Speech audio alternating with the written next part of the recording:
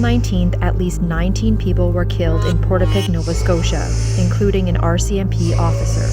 The 51-year-old suspected gunman, who at one point wore parts of a police uniform and drove a mock-up RCMP cruiser, traveled across northern Nova Scotia. He was later killed. This is among the deadliest rampages Canada has ever seen.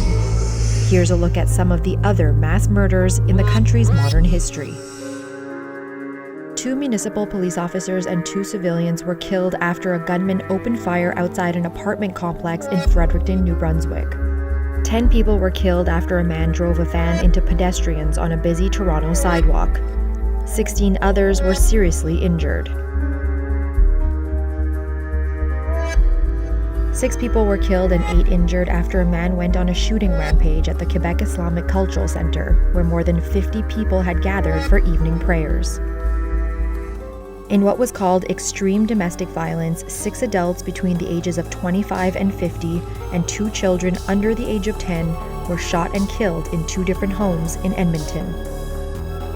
3 RCMP officers were shot and killed in Moncton after being targeted by a gunman hoping to spark an anti-government rebellion.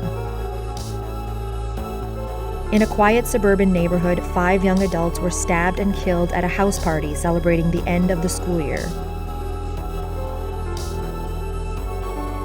4 RCMP officers were shot and killed in Alberta while investigating a marijuana grow operation at the property owned by the gunman. The shooter then killed himself after being wounded by an officer.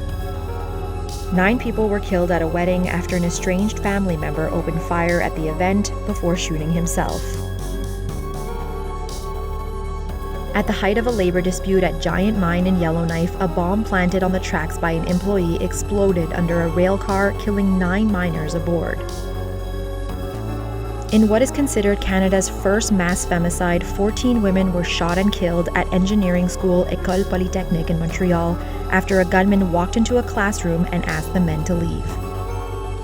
On Labor Day weekend, 37 people were killed in an arson attack at a downtown building housing the Bluebird Cafe and the Wagon Wheel Bar.